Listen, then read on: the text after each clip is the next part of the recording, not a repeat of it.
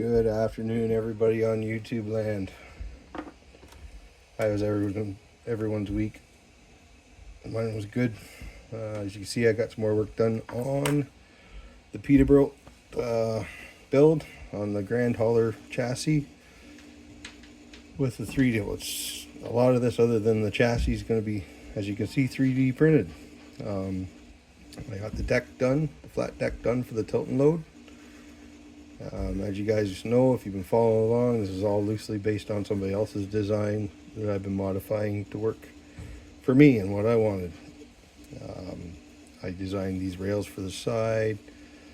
Wish I kind of got a little bit further with them, but it's all glued together and I'm going to live with the way it is. The beaver tail or dovetail at the end of this, the chain box and the headache rack or backboard I designed. Basically the whole thing's been lengthened too from the original. A lot of it's been changed. The under rails have all been lengthened. But yeah, that's where I'm at. Coming along nicely. I'll just focus on this part. I'm going to show you some stuff that's been going on here with the cab and everything. So yeah. Let's go up with it. I should get it hooked up to an ESC here and do this properly, but for now, this works.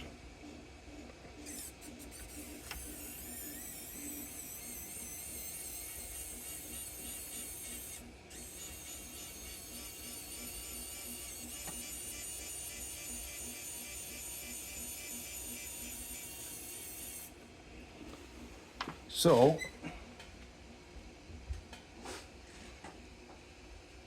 originally, I had this down in here for the actuator. Wasn't getting enough height.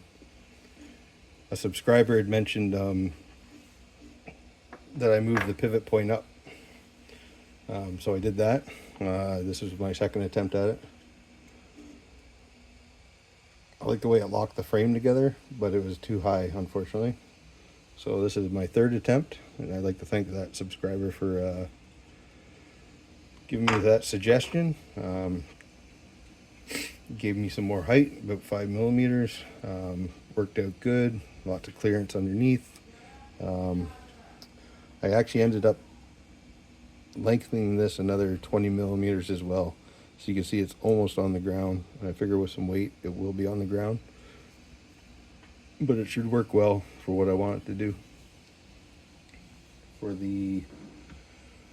Remember, these will all be hooked up to their own ESC when I'm done. There'll be also another actuator on the other side. I ended up getting two more 100mm actuators, but 200N, which would be about 42 pounds each, linear actuator. For right now, I just have the winch on this remote that it came with, but it'll also be on the ESC when I'm done. And sometimes it's, there we go.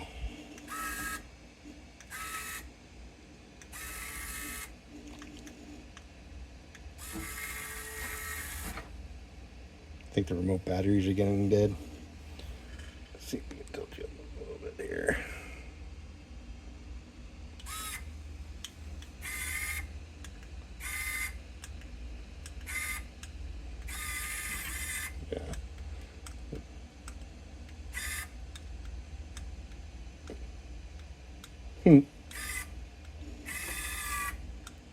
It worked prior, honestly. There we go. I really think the batteries are going dead in the remote. Yeah, so that's basically how it's going to work, and I got to watch that because now what I've done is I went in too far with it. Got to put a better stop on that cable. It jammed up inside the cable. We're good now.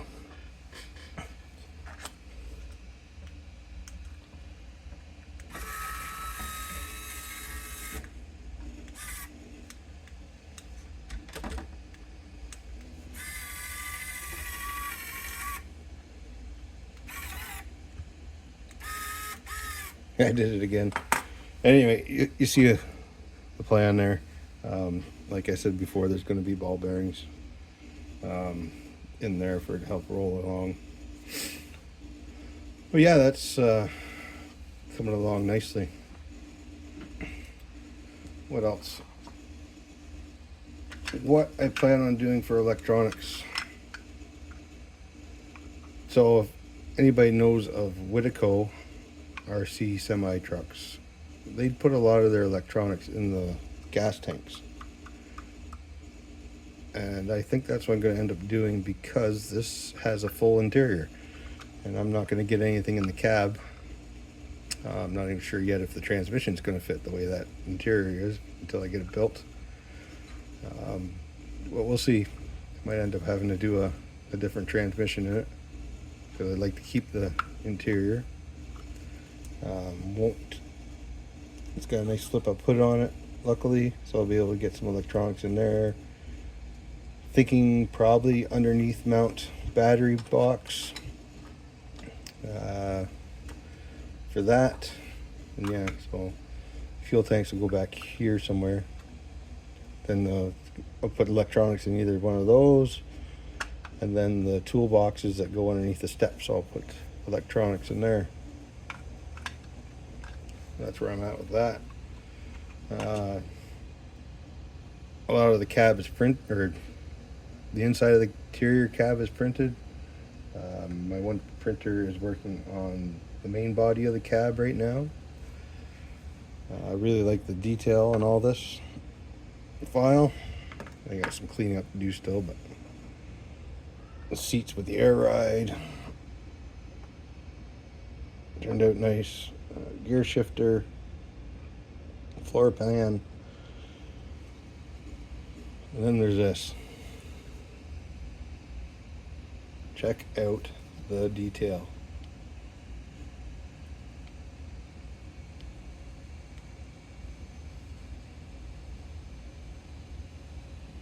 So this is resin printed. I'm not going to drop names of the company, but a large company here in Ontario, Canada, RC company, they offer printing. I could have printed it with PLA, but I know my printer would not. I'd got all that detail.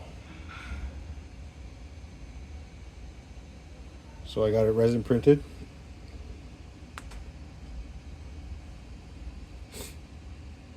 And I just love the way it turned out. Now, somehow, I've got to paint all that. I don't know if my old shaky man hands will do it, but we're going to find out.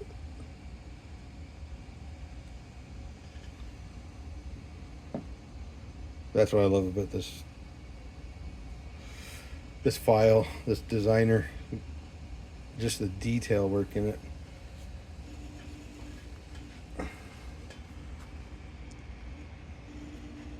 Up front, there's two different bumpers. This is the plastic bumper, then there's the metal bumper. I just like the plastic one better because it had a little more detail.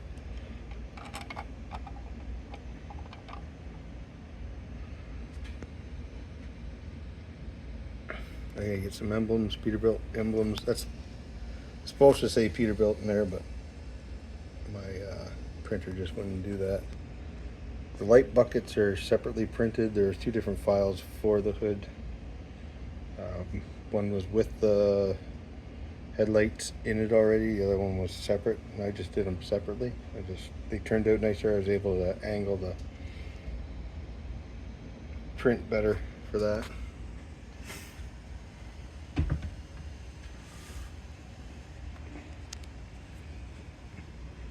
Yeah, that's my mounting point I designed.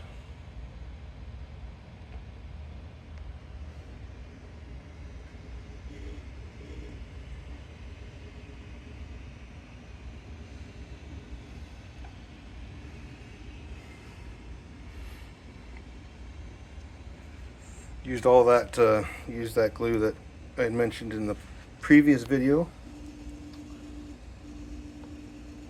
to put it together.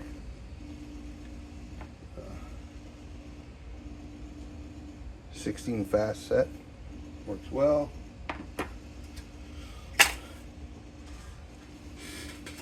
These are all the windows. Now I just printed them off in gray PLA because I'm going to cut them out from face shield plastic.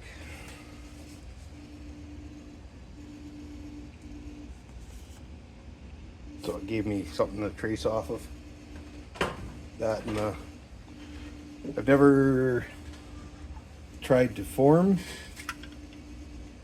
headlights before, but we'll see how it works. There's the headlight lenses. Yeah, those are that.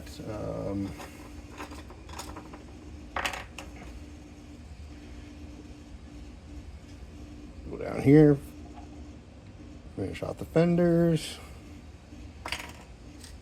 This is the sunscreen for the hood, or for the cab. Clean that up.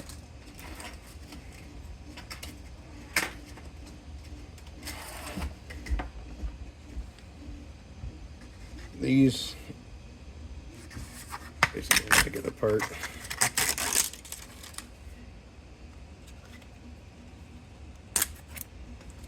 These, once I get it all cleaned up, they're gonna get glued under here for two reasons. One, they're gonna fill in the space between the frame and this frame because it does sit up a bit, and the other one is just to help strengthen it up. So they'll sit in under there and get glued down. That's what those are for.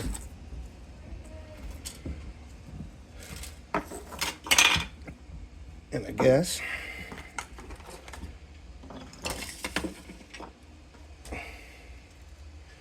here's how many tries this takes for me.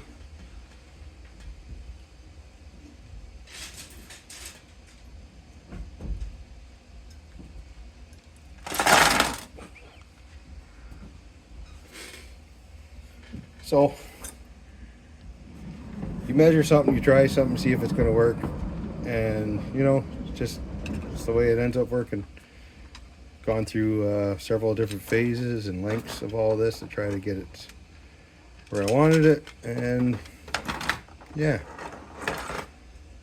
Last modifications I made, so the back one, this is the back rail, ended up being 20 millimeters longer. And the last modification for the top one here, I ended up taking these off and just going with the brackets that came with it. Just fit better in there. I might go back and redesign this again. We'll see. But yeah, you can't be afraid to make mistakes or learn when doing this. You just do it. You make a mistake, you adjust, you try it, you adjust. And that's what I like about this hobby.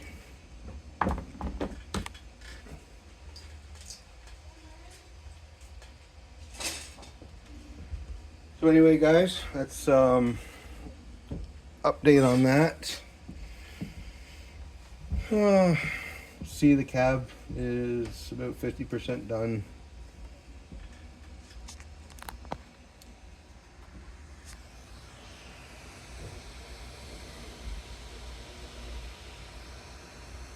Still printing away. I did get, my next video will be about the gooseneck or the lowboy. I got the actuators in for that. I got them installed. They're working perfectly now. They have enough strength. I was going to combine it into this video, but I wanted to finish it off. So I'm halfway through doing the lights on it. And once I get that all finished up and buttoned up, that'll be my next video coming out. Probably by the end of the week. Because I also actually want to finish building the Jeep for it. That's not too bad. It's just some screws and some paint. So, yeah. Anyway, glad you guys dropped by. Getting pretty good. Getting a lot of subscribers. And I'm not getting good. I suck at this. Just trying my best. But anyway, I'm getting close to 200 subscribers now, which is exciting. I'm going to try to keep a video coming out once a week and see how it goes. But remember to hit that subscribe button and like. It will help out. I'm not looking for sponsors or anything either. I'm just doing this for the fun of it and the love of it. That's why I didn't name drop on the company that printed this. Yeah, I just want to keep it more real and everything. Anyway, everyone, have a wonderful week, and remember, keep on thinking outside that box. Bye.